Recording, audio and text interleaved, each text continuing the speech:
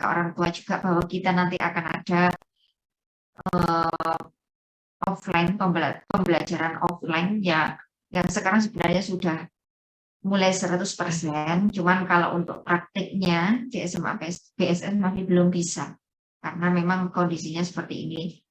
Tetap nanti akan mungkin dilaksanakan 100%, tapi ada pelukirannya seperti yang kita laksanakan sekarang. Jadi tidak ada alasan lagi untuk tidak memilih offline. Ya karena memang kita harus beradaptasi, ya. Pelan-pelan jaga kesehatan, yang penting seperti itu. Untuk anak-anak 12-1, ini yang sudah bergabung secara online, mohon dinyalakan kameranya. Untuk Abraham, kamu cari tempat yang lain, karena ini silhouette ya, yang terlihat hanya hitam, wajahnya kelihatan. Itu jangan membelakangi Hidel. Cari tempat yang lain. Seperti itu ya. Untuk kelas 12 harus disampaikan di awal bahwa materi kita di semester 2 ini itu tinggal dua bab sebenarnya ya. Kita tinggal 2 bab, tetapi nanti kita kemas, kita percepat, kita bahas itu di awal-awal. Nanti untuk teknis selanjutnya kita tinggal latihan soal. Untuk apa misalnya latihan soal? Kan mapel bahasa Jawa tidak masuk di UN dan lain-lain. Tidak masuk di kita tidak ada ujian. Kita ada yang namanya USP BKS, nanti itu salah satunya mapel bahasa Jawa, sehingga saya harus memberikan pendalamannya di sana. Ya, untuk latihan soal mungkin kalian sudah menguasai beberapa materi, tapi untuk tipe soal itu kalian belum banyak yang paham terkait tipe soal yang dibuat oleh pusat ya. Artinya kita juga walaupun menguasai materi, tapi kita juga perlu tahu tentang tipe-tipenya agar nanti mudah seperti itu, sehingga nanti akan saya siapkan untuk latihan soalnya. Nah, kemudian untuk kelas 12 ini ya, kelas 12 itu karena kita memang terkendala ya, ini terbatas terkait dengan waktu, sehingga saya kesulitan sekali untuk melakukan adanya ujian praktik seperti ujian praktek besar ya. Kalau dulu itu kita ada yang namanya ludrukan, jadi drama, tetapi yang dikemas dalam bahasa Jawa tentunya, karena kita pakai bahasa Jawa. Nah, kalau ludrukan itu perbedaannya dengan drama-drama seperti ketoprak itu, kalau ludrukan itu lebih bebas. Artinya kamu pakai bahasa Jawa yang kita pakai sehari-hari itu boleh. Nah, sehingga saya memilih ludrukan pada 2 tahun yang lalu. Tetapi untuk sekarang, karena kita sekarang sudah mulai adaptasi, saya nanti akan menyesuaikan kira-kira untuk penilaian keterampilan apa yang sesuai kayak gitu ya. Jadi nanti mohon disiapkan. Karena nanti untuk muatan lokal ini masuk di SKHUN ya, kan nanti ada muatan lokal apa, kita ada bahasa Jawa. Harapannya nanti kalian harusnya bisa mengerjakan USP, sehingga nanti tidak hanya USP tapi juga ada ujian keterampilan. Harus dimaksimalkan ya, udah kelas 12. Untuk sekarang kita akan membahas materi di semester 2. Di semester 2 ini kita ada materi yang pertama adalah drama hasil konversi. Kemudian yang kedua ada pagelaran seni atau pertunjukan seni.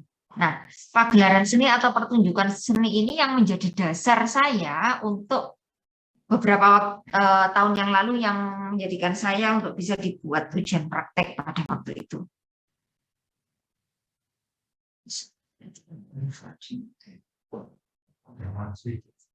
Seperti itu ya. Nah, untuk drama hasil konversi ini masuk di KD 3.4 anak-anak ya. Identifikasi, memahami, menganalisis karya fiksi dan non-fiksi secara lisan dan tulis. Nah, nanti untuk keterampilannya tentunya memproduksi dan mempublikasi karya fiksi, naskah drama, cerita pendek, karya terjemahan. Nah, ini yang bisa jadi akan nanti saya jadikan sebagai nilai keterampilannya di sini. Memproduksinya seperti apa, entah itu nanti saya ambil dari drama atau cerkak, saya masih belum ada gambaran terkait dengan itu, tapi mohon untuk disiapkan. Setidaknya ini sudah jadi prolog untuk kalian. Ya, ini tujuannya anak-anak ya. Jadi di materi ini tujuannya kalian nanti akan niti struktur teks sandiwara. Niti itu ya, kalian tahu, kemudian mempelajari tentang struktur teks sandiwara. Sandiwara itu disebut juga drama. Sandiwara itu disebut juga drama. Kalau dulu orang-orang dulu itu tidak ada TV, sehingga yang erat itu adalah radio. Sehingga itu pernah ada sandiwara radio. Nah, kamu kalau misalkan penasaran sandiwara radio itu yang seperti apa, kamu mungkin bolehlah tanya-tanya ke orang tua. Sandiwara radio itu jadi ya drama sih sebenarnya, bukan drama ya. Seperti konsep pacelaton atau percakapan, tetapi ya dalam hanya percakapan aja, tidak ada visualnya. Jadi tidak ada tampilan secara visualnya. Jadi hanya drama yang kita hanya bisa dengar aja. Nah, orang dulu itu sudah senang dengan sandiwara radio itu seperti apa. Kalau dulu ada sandiwara radio tutur tinular misalnya. Saya nggak tahu kalian tahu cerita itu, nggak tahu ya. Misalkan ada sandiwara radio tutur tinular, nanti seperti apa, ceritanya seperti apa. Ada yang jadi tokoh Arya Kamandanu, bukan Arya Angka ya. Di sini ada Arya Kamandanu. Kemudian ada yang jadi Sakamuni dan lain sebagainya. Nah, di sana itu ada peran-perannya, cuman yang disampaikan melalui suara saja. Nah, untuk materi hari ini anak-anak ya, itu identifikasi struktur teks drama. Sebenarnya untuk struktur itu kalian sudah paham itu sejak semester 1. Cuman sekarang itu di pendalaman aja, pendalaman di strukturnya. Oh, yang perlu kita ketahui seperti ini. Sampai di sini apakah ada yang ingin ditanyakan?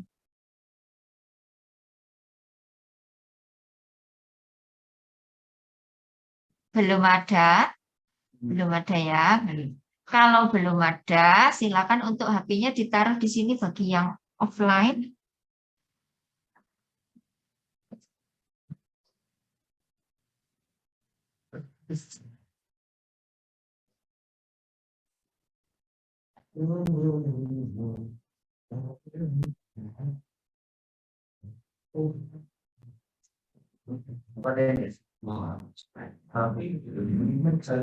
Kalau nggak dimatikan ya di silent aja.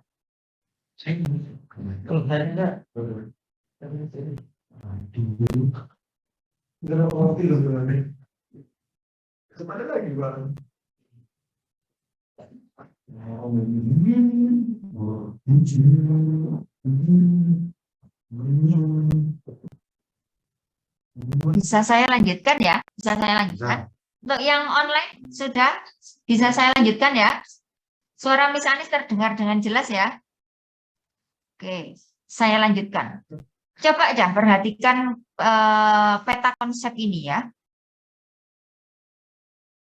Nah, di peta konsep ini itu akan dipelajari tentang 3 poin. Yang pertama struktur, kedua unsur kebahasaan, yang ketiga adalah alih wacana. Alih wacana. Ibu tak perlu wakes nih, jangan satu sing rame ku mau. Squad baik. Ya. Ya, perhatikan. Jadi di sini ada struktur, unsur kebahasaan, dan alih wacana. Kalau struktur itu kalian sudah paham, nanti akan kita dalami. Unsur kebahasaan itu unsur-unsur bahasa yang termuat dalam teks drama itu. Kalau alih wacana itu tidak bisa kita bahas di hari ini ya, karena ini cukup panjang atau cukup banyak yang dibahas nanti poin-poinnya. Untuk sementara kita membahas tentang 2 ini. Nanti kalau cukup baru ini, baru alih wacana. Oke. Niti struktur teks sandiwara. Nah, Seperti yang saya jelaskan tadi, bahwa kalian untuk niti itu adalah tahu, harus tahu, kemudian mempelajari strukturnya. Nah, untuk struktur teks drama, seperti yang sudah kalian ketahui dulu di kelas 10, kalau kelas 10 dulu kan ada yang memang materi drama, cuman untuk strukturnya itu itu kita tahu secara umum. Kemudian didalami lagi di kelas 11, ya, itu kemudian untuk kelas 12-nya ini lebih diperjelas bahwa, tapi kalau untuk diperjelasnya ternyata itu lebih dipersingkat lagi. Lebih dipersingkat karena kalian secara umum gambarannya itu sudah paham, sehingga untuk strukturnya itu penjabarannya lebih dipersingkat lagi. Untuk yang pertama, struktur teks drama itu ada jejer. Jejer. Kalau jejer dulu waktu kelas 10 kebetulan misalnya sini gurunya. Jejer waseso lisan. Pernah dengar itu ya? Misalnya pernah ngajari jejer waseso lisan. Kalau jejer waseso lisan itu erat kaitannya dengan subjek, predikat, dan objek. Siapa orangnya, kemudian apa yang dilakukan, dan objeknya itu barang apa ya yang berkaitan dengan si subjek ini. Itu kalau jejer.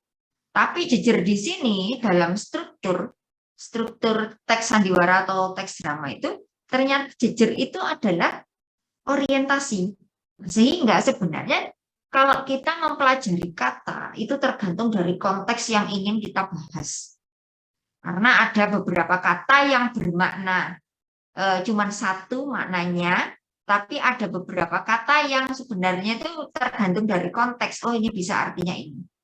Jejer, kalau kita mempelajari tentang kalimat, jejer itu adalah subjek. Tetapi kalau misalnya struktur seperti ini, jejer itu adalah orientasi, ya.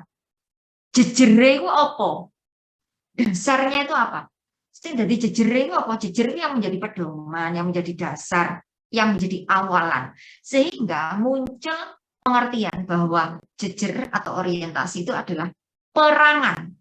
Perangan itu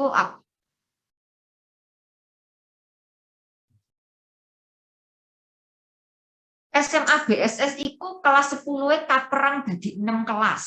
Dibagi. Berarti kalau perangan itu kaperang itu apa? Perangan itu bagian. Jadi kalau misalnya kaperang berarti terbagi. Oke, bisa dipahami ya sampai di sini. Perangan itu adalah bagian. Wiwitane, sadurunge wiwiti berarti awalan, berarti bagian awal cerita. Bagian awal cerita untuk menemukan atau mempertemukan tokoh, suasana, dan awal mula menuju cerita selanjutnya. Ya. Bagian awal cerita untuk menemukan tokoh, suasananya, dan awal menuju cerita selanjutnya. Artinya orientasi itu yang menjadi bagian utama, bagian awal, atau yang menjadi dasar. Ya, tadi saya jelaskan bahwa jejere, dasare, yang menjadi dasar untuk mempertemukan tokoh, kemudian bukan menemukan, mengenalkan tokoh, suasana, dan awal mula menuju cerita selanjutnya. Oh, cingkuk kira-kira tokoh itu kayak gini. Kemudian suasananya itu seperti ini loh, bisa dipahami. Jadi dari orientasi ini nanti kurang lebihnya bisa membantu kita sebagai pembaca untuk menggambarkan suasana pada waktu itu seperti apa. Sampai di sini ada pertanyaan? Dan yang kedua, pasulayan. Pasulayan berasal dari kata suloyo. Suloyo yang artinya adalah musibah. Ini sudah pernah saya bahas waktu kemarin di semester 1, itu kebetulan ada yang sama ya untuk pembahasannya. Pasulayan berasal dari kata suloyo yang artinya musibah. Sehingga itu bisa diartikan sebagai komplikasi atau masalah. Artinya adalah terjadinya masalah, dumadine terjadinya masalah yang harus dihadapi oleh para tokoh. Jadi ini masalah. Kalian buatlah pengertian itu yang kira-kira kalian paham. Tidak harus plek dengan yang saya berikan ini. Pokoknya pemahamannya sudah benar, tidak keluar dari pedoman-pedoman ini boleh. Yang ketiga, pangudare prakara. Pangudare itu berasal dari kata udar, yang artinya buka. Jadi pangudare prakara berarti membuka masalah. Dalam hal ini bukan membuka, berarti apa? Diutaki. Utakno apa jenenge reseke itu berarti kan mengupas ya. Jadi itu artinya menyelesaikan. Jadi dibuka, dioncei, masalah itu dioncei, dicari apa sih duduk permasalahannya. Itu namanya resolusi. Pangudare prakara.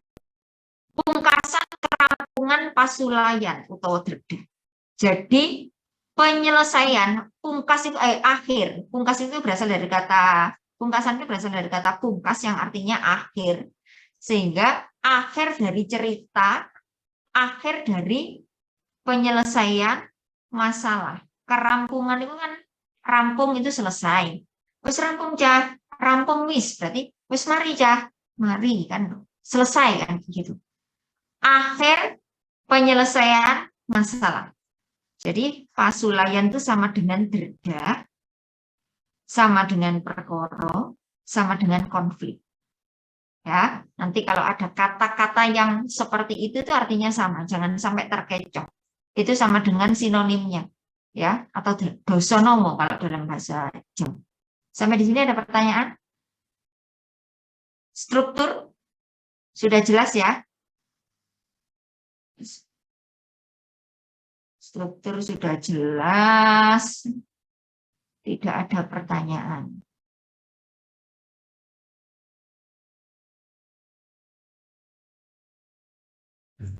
Perhatikan di sini.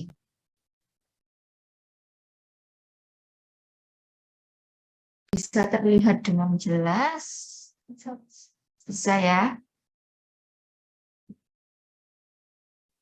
Dadi domas saya bacakan di sini.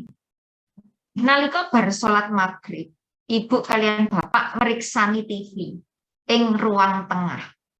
Banjur ibu ngendikan marang gendis. Bisa dipahami ya, jadi di sini bisa jadi nanti satu keluarga ini duduk di ruang TV-an.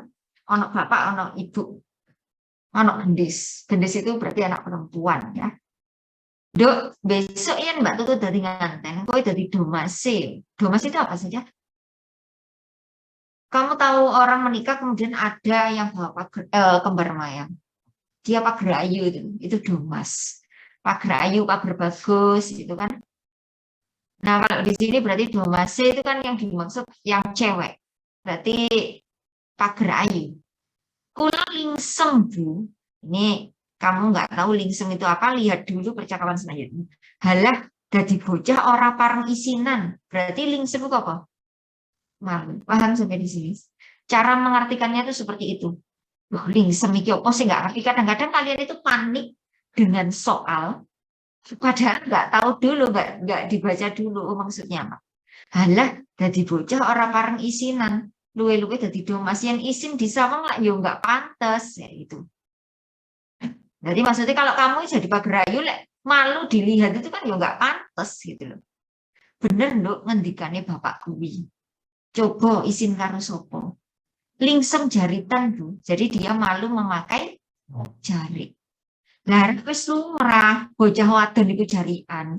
Bapak wae mengkone ya nyampingan kok. Ya bapak nanti juga pakai nyampingan jadi beskap dulu ya. Kan pakai nyampingan, pakai ya jari.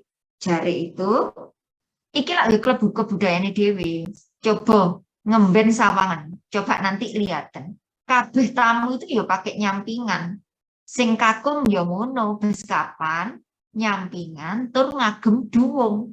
Jadi pakai beskap, pakai jarik, pakai duwung. Duwung itu yang ditaruh di belakang. Apa? Keris. Keris. Paham sampai di sini? Sinomane putri ya ngono. Sinoman itu maksudnya gini ya.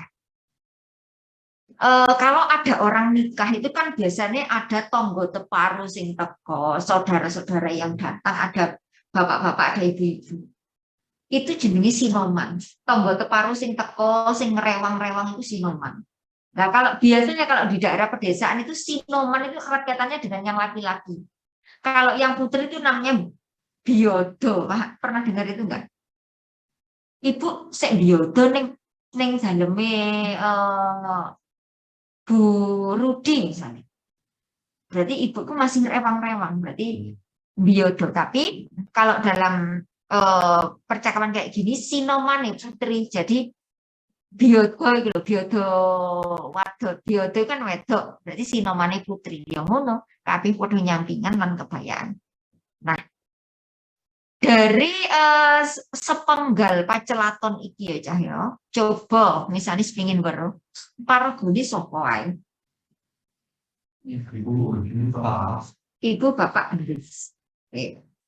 Kemudian setting tempatnya ada di mana ya? Di ruang tengah. Ruang tengah. Suasananya kira-kira seperti apa ini? Nah, kalau suasana mungkin di sini tidak saya tampakkan seperti apa, berarti kalian harus analisis. Suasananya kira-kira seperti apa? Apakah biasa aja? Bisa enggak kalau ini suasananya biasa aja? Ataukah agak sedikit perdebatan? Mungkin perdebatannya letaknya di mana? Jadi ada perasaan yang muncul di hatinya gendis, berarti dia malu. Kemudian ini sebenarnya perdebatan tidak yang parah. Oh, gontok-gontokan kan enggak. Lebih ke apa ya? Apa? Iya, nuturi di sana. Jadi lebih ke hati ke hati, walaupun hati ke hati tetap ada konflik, letak konfliknya di sana. Jadi di sini halah dari bocah itu enggak karena dari sini. Paham ya sampai di sini ya? Jadi nanti ada beberapa yang tersirat, ada beberapa yang tersurat. Jadi sifatnya kalau tersirat itu berarti kalian sifatnya analisis dan itu terdorong kalau misalnya di soal itu ada C4 ya, jadi analisis itu sudah kita harus berpikir, lebih berpikir kayak ini. Sampai di sini paham ya? Yang online gimana? Paham enggak?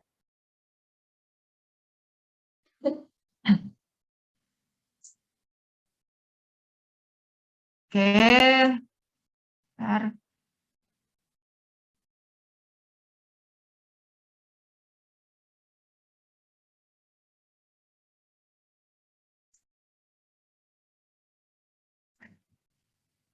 Nah, sekarang seperti yang saya sampaikan di awal, bahwa struktur artinya nggak ada pertanyaan ya.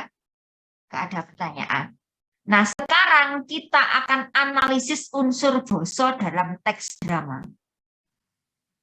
Unsur kebahasaan yang ada di teks drama.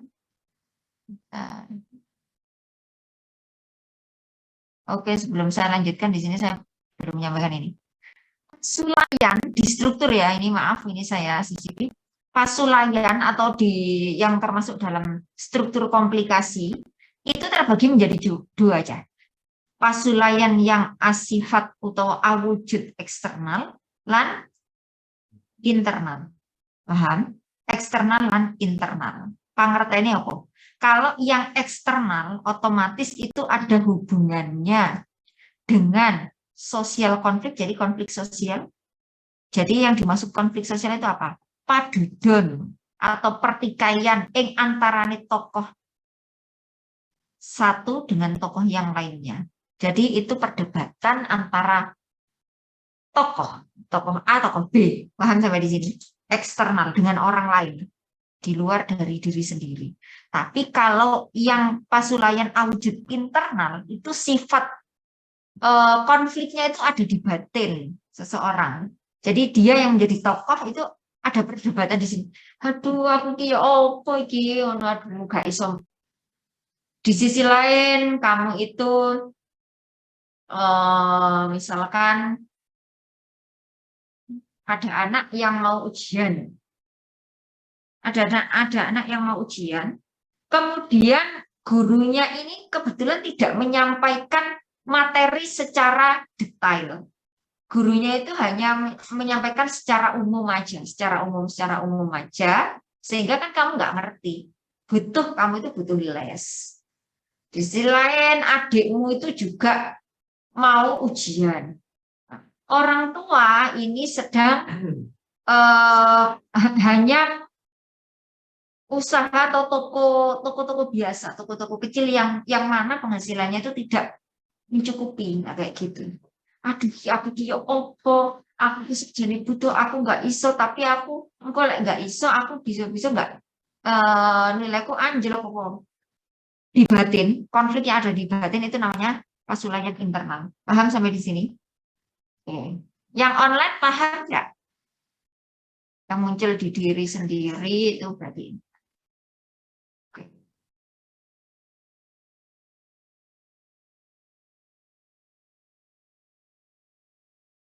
Oke, bentar ya.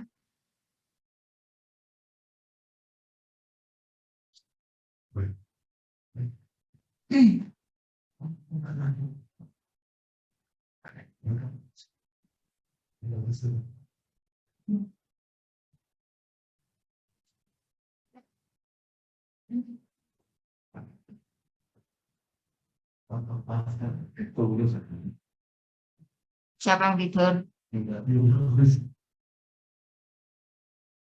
Aja kayak ngono, masa iya turuan.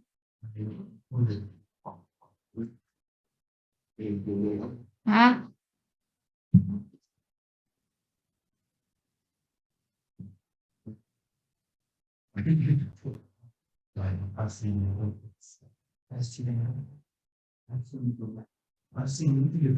Iya, ada yang belum tertulis di modul saya ya. Saya terpaksa. Oke, perhatikan ya. Bisa muncul di sini ya, layar kosong kayak gitu ya.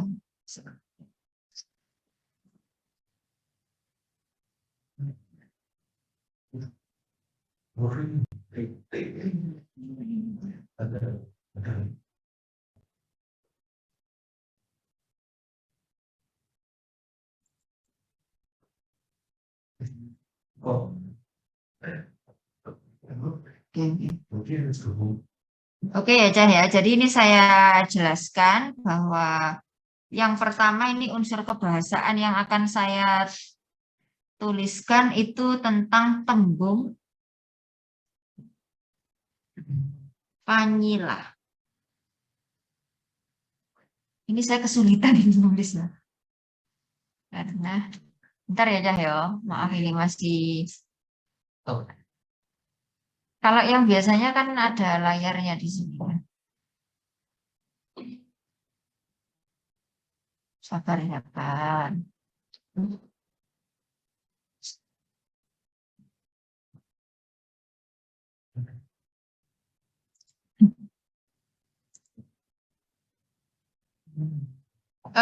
Yang pertama adalah tembung Panyilah. Nah.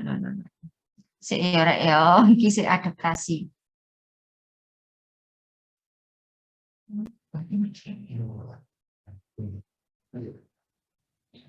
Eh,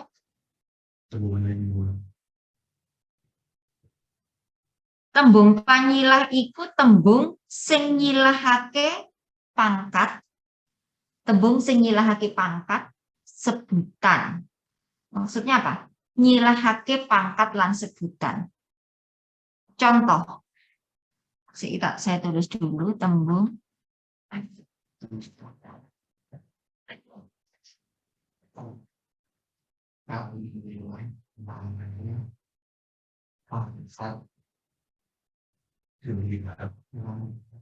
sebutan. Yes. Ya. Contoh. Si,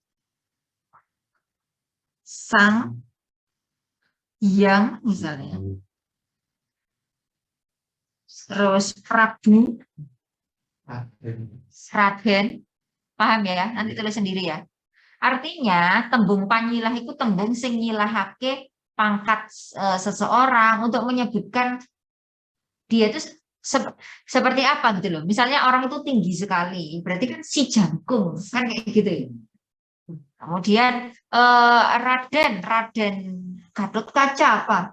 Prabu Angling Dharma misalnya. Itu tembung panyilah berarti. Paham sampai di sini? Si Sang Hyang Raden, kemudian Prabu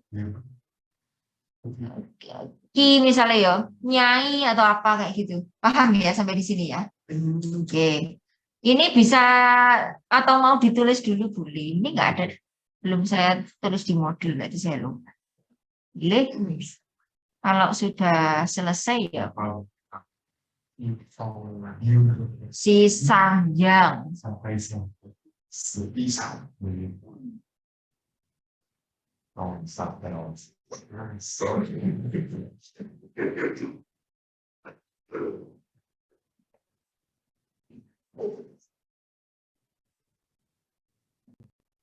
Iki anu jadi harusnya deh posisi kursi yang berada di belakangnya ini nggak diisi ya. Nggak kelihatan ya, misalnya ini. Ini nggak bisa disebut. Nah, aku ini terus udah pokoknya pas ini, misalnya sih pas ini kudu wasno iki, ini kan masih apa penyesuaian ya, yang saya pakai yang ini tuh. Pas ini huruf wasno iki, ya. Jadi nanti untuk minggu depan ini untuk minggu depan ya. Ini tolong dikosongi. Terus kamu pindah ke sana, Alvito. Rehan pindah ke sana. Terus, oh cocok Rehan ini, Rehan ini. Terus Nabila Pranadita mundur, Masalah mundur. Ya. Rapopo larek ya. Sampun ya. Nggih.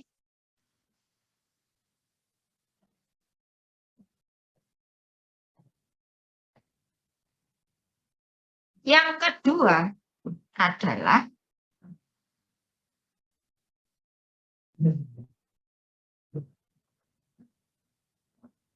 tembung panguwuh. Panguwuh. Tembung sing nuduhake. Tembung kang nuduhake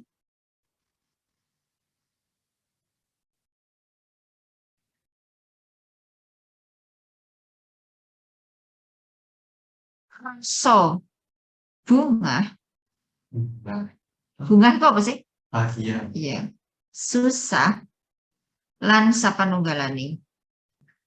Contohnya apa ya? Contohnya kaget, rasa bunga, susah, kaget, ada kagetnya juga tambahin. Contohnya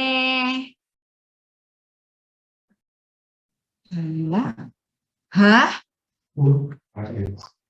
Alah, ladalah. Paham enggak maksudnya? Hah? Alah, ladalah. Paham ya? Itu tembung pangu. Ladalah tiba tak boleh iket mau ono ning kene. Paham ya? Walah arek iku ta sing jenenge Satria iku. Paham ya sampai di sini? Hah? Paham ya?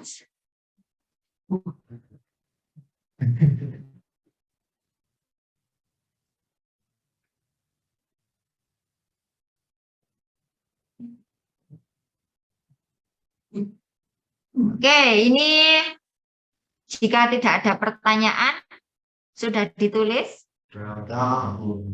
Nulisnya sesuai dengan pemahaman wajib. Hapus. Nah, sini. Oke. Saya ingin tanya jawab sekarang.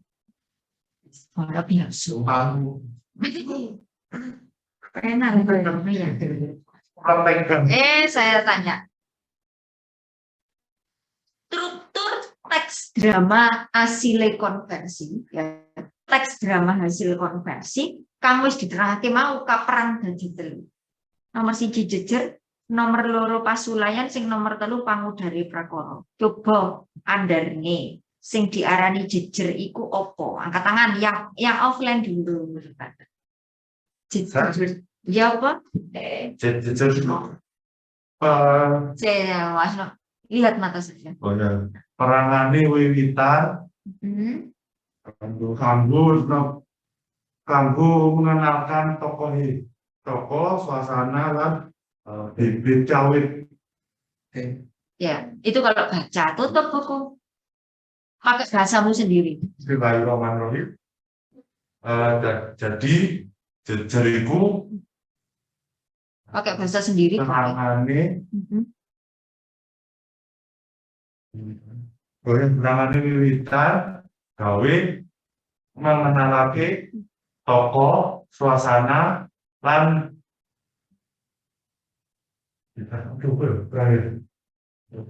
Tokoh, suasana, Suasana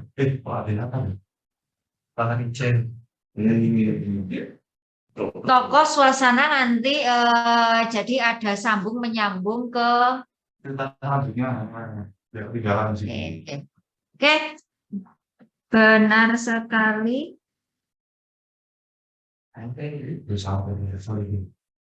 Farhat ya, nomor absen berapa Farhat?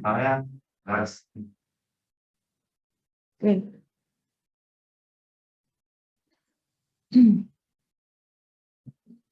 Sekarang untuk yang online ya, struktur sing nomor 2 kuwi ono struktur pasulayan. Pasulayan kaperang dadi 2, pasulayan internal lan eksternal. Coba andane pasulayan internal iku kepriye? Sebutkan nama. Ya, Sarif. Pasulayan internal itu Enggak kedengeran. Sik bentar. tes. Cek. Coba yang lainnya coba berbicara dulu. Tes. Selain Sarif. Kok gak kedengeran ya? Kemarin seperti ini enggak? Enggak tahu. Suara Misanis tapi terdengar. Tapi Misanis tidak bisa mendengar suara kalian. Ini jadi masalah besar ya. Coba Syarif ketikkan di chat ya.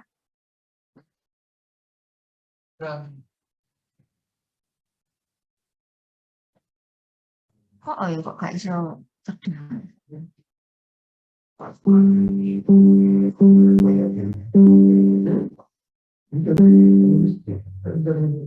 Mela, coba kamu berbicara Mela. Ya, Miss. Enggak dengar. Ya, wes nanti tak sampaikan aja.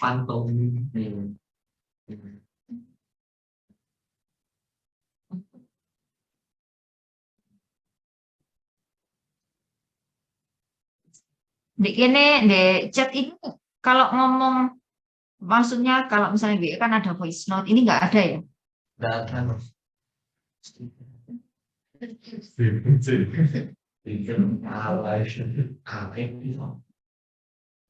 Oke. Nah, kemudian sekarang saya ingin tanya kepada yang offline dulu. Maaf ya, offline dulu.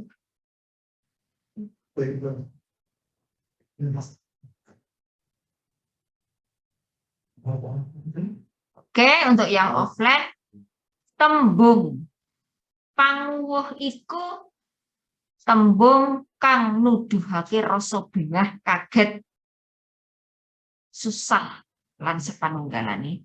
Nanging yang tembung panyilah kuwi apa?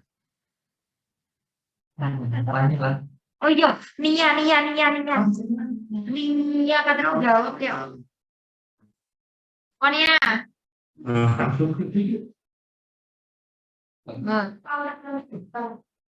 Tembung kang nyelahake pangkat lan sebutan. Contohnya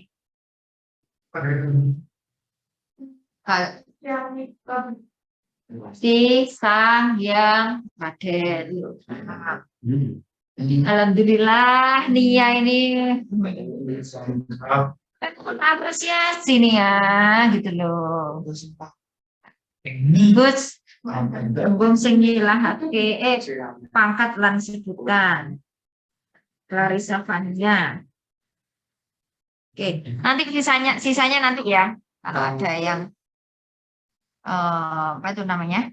Kita bahas. Gimana, Sar? Lo gak jadi ngisi atau nulis di kolom chat?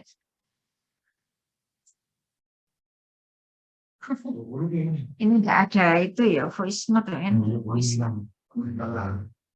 Oke, ini saya mau menjelaskan karena temanya adalah tentang drama.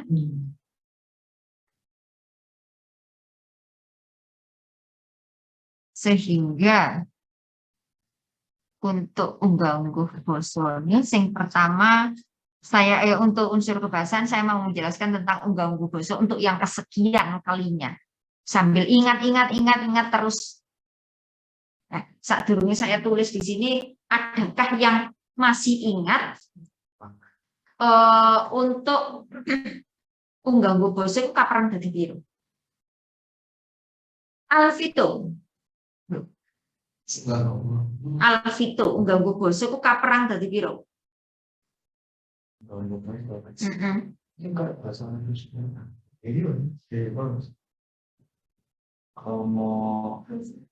Kapan dadi piro? Saya cuma tanya itu.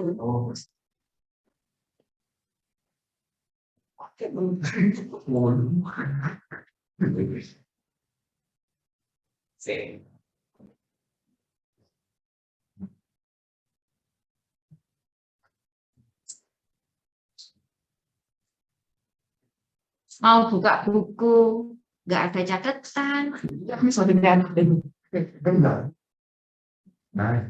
Sebenarnya buku itu loh, mulai kelas 10 itu pakai enggak buku. Aku tambah seneng.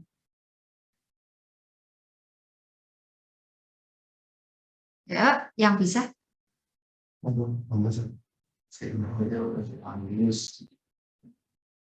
Urut ya, urut kalau bisa urut. Jangan. Empat berarti. Iya.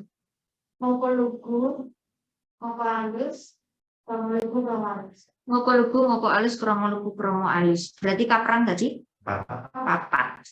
Nah, kalau mau gitu. Sekarang ini. Nah, terus kromo inggil itu ya apa, Miss? Ini ada pertanyaan bagus, ya. Senajan unggah-ungguh basa kaperang dadi papat ya, Cahyo. Misalnya unggah-ungguh basa iki kaperang dadi papat.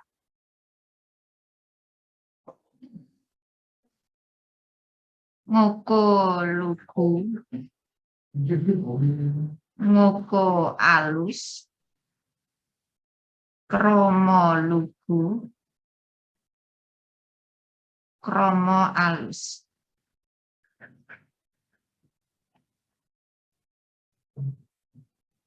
Biasanya kita sering mendengar kromo madya, ada yang mendengar juga kromo inggil. Perhatikan ya.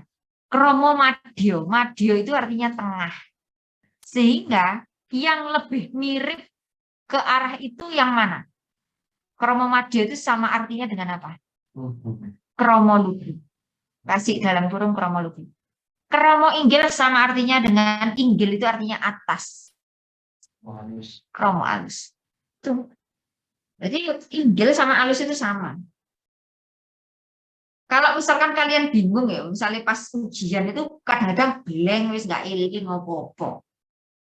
Kalian ingat aja, inggil itu ngene loh. Ngapunten sakmenika Bapak tasik datang inggil, masih di atas gitu loh. Misalnya kamu punya rumah tingkat.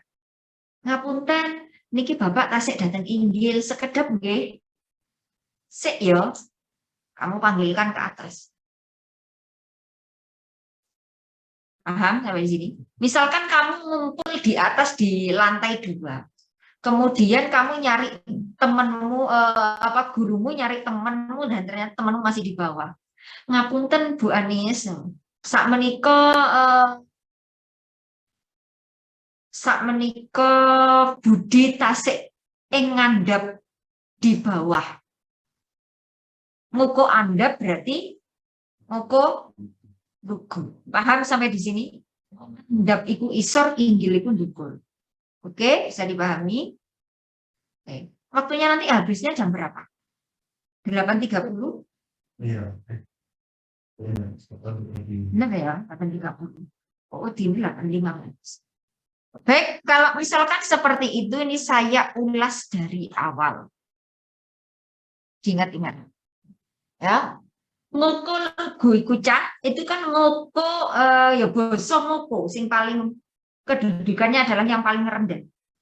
Sehingga kalau yang paling rendah itu kan otomatis dipakai antarane teman dan teman. Wong tua marang wong enom. Giling-giling ya.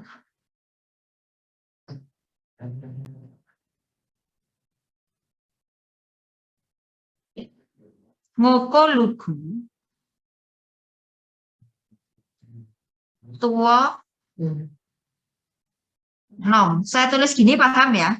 Nanti jelaskan sendiri. Kemudian yang kedua adalah konco-konco. Konco, podo, konco. Paham ya? Ini panganggone. Kemudian kalau bosone, tata panulisane, itu semuanya itu ngoko. Bosone ngoko. Ngoko lugu. Jadi ngoko yang paling rendah kedudukannya. Kan ada ngoko alis juga. Nah, kemudian contohnya Pak, gampang banget ini contohnya. Apa contohnya? Aku mangan sego goreng. Apa? Aku mangan sego goreng. Aku mangan sego goreng, paling gampang. Kalau di luar mangan, aku turu ing Kasur. kasur. Aku turu ing kasur. Boleh, paham sampai di sini? Pakai predikat yang lain. Kemudian ini sudah jelas. Sekarang yang kedua adalah ngoko alus. Anggone, penggunaannya itu untuk siapa? Konco raket ngajeni. Paham? Sing nomor loro ngerembug wong kang diajeni. Rembug wong kang diajeni.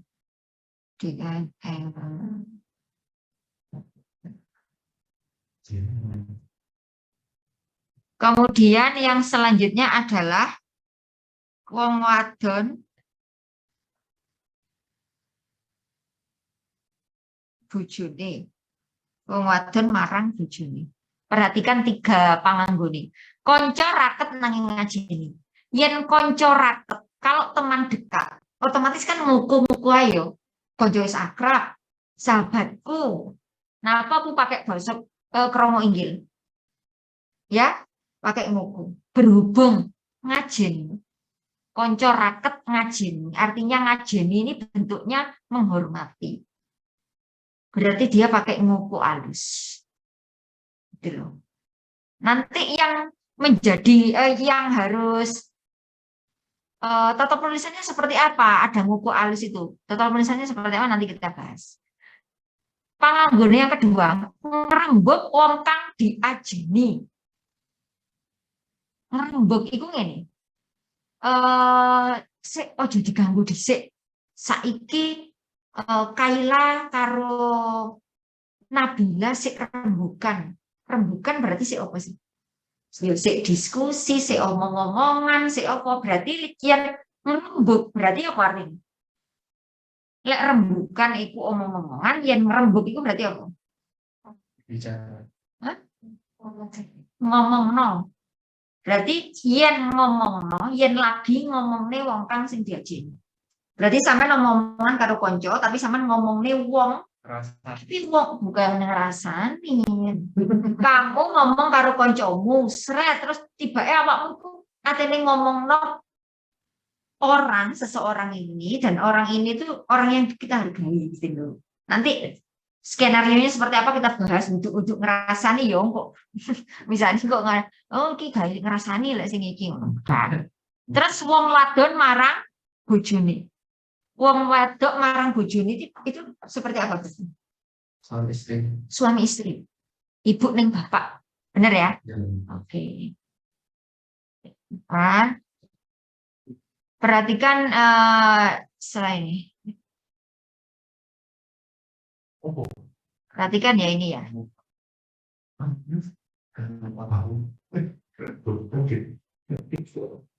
Napa. Kok begitu? Satria Wisnu tahu. Yuk perhatikan ini. Tadi tokohnya siapa saja? Bapak Ibu Bapak Ibu gendis. Gendis itu anak.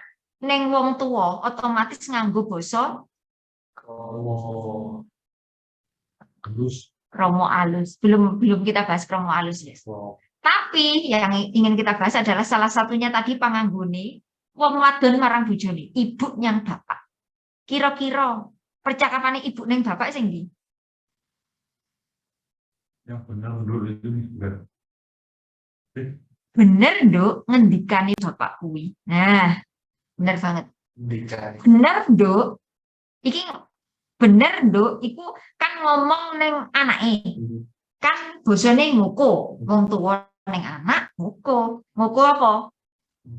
Lugu. Lek wong tuwa ning anak nguku lugu. Berhubung dia itu ibu ini ngomong ning anake tapi ngomong ning bapak. Dalam hal ini wong kang yo kalau dalam rumah tangga kan yang dihargai bapak toh di sini, maksudnya ya saling menghargai, cuman kedudukannya bapak itu kan lebih di atasnya. Jadi ngendikani bapak. Lelek misalnya ibu iki ngomong neng bude, leres mbak, leres kan bener itu dikeramakan. Berhubung dia ngomong neng anaknya yo pakai ini aja, bener Nduk, ngendikani. Loh, dia ngomong nih bapak. Ya. Kalau misalkan tidak ada gendis, misalnya di sini nggak ada gendis. Misalnya takok, Bapak dereng sarto. Bapak durung sarto, Bapak durung sari. Durung itu tidak termasuk di apa namanya, tidak termasuk di hal-hal yang perlu dikeramakan di ngoko alus ini. Tapi saya belum menjelaskan ya, jadi kalian belum paham ini. Kalau misalkan di sini ya, saya jelaskan dulu. Sing perlu dikeramakan dalam ngoko alus itu apa saja? Sing perlu dikeramak niku ya wonge. Tato penulisannya ya ini nanti judulnya tato penulisannya wonge panindake lan barang kaduweane.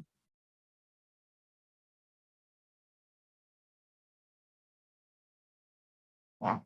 Jadi yang perlu dikeramakan itu orangnya, kemudian yang dilakukan, dan barang yang berhubungan dengan dia.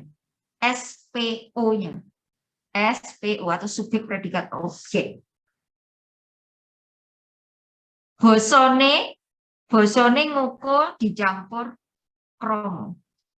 Nguko plus kromo. Paham sampai di sini? Jadi gini, kita kembali lagi ke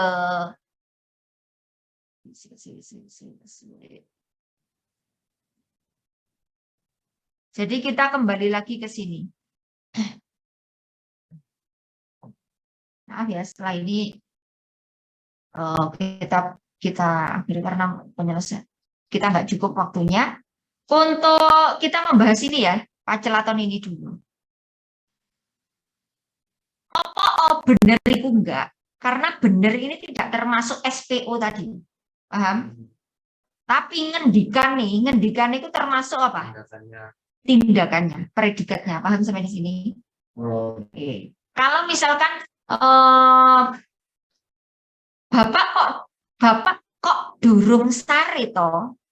Iya Bu, iki mau aku sik sholat Isya. Lek bapak neng ibu nguko, tapi lek ibu neng bapak itu nguko alus. Bapak kok durung sare yo. Bapak kok itu kan nggak termasuk SPO. Durung juga nggak termasuk SPO. Yo, itu ya nggak termasuk SPO sehingga dia tetap nguko. Sare itu termasuk predikat sehingga itu perlu dikeramakan. Paham sampai di sini? Oke, paham ya? Bapak kok durung sare yo, bapak kok kemudian durung yo, itu tidak termasuk SPO sehingga dia tetap nguku. Kemudian sare itu termasuk predikat atau panindai sehingga dia dikeramakan. Nah, sehingga dari serangkaian kalimat itu terbentuklah nguku dan kromo.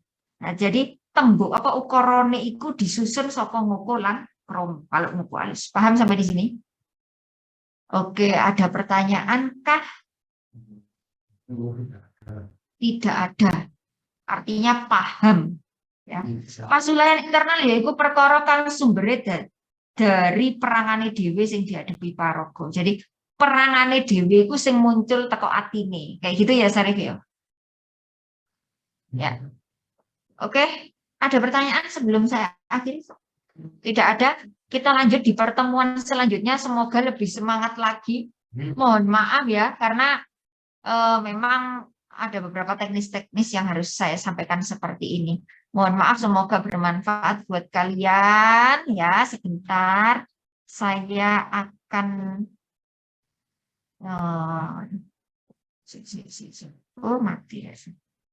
Wes, nang cekap semanten anggen kula ngaturake babakan materi basa Jawa mugi-mugi saged migunani. Berarti yang enggak ada ini ada semua. Tadi tak kira ada semua. Oke.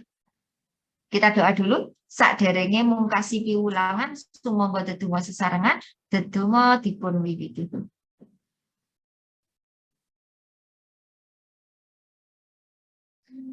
Rampung. Sugeng enjing cah.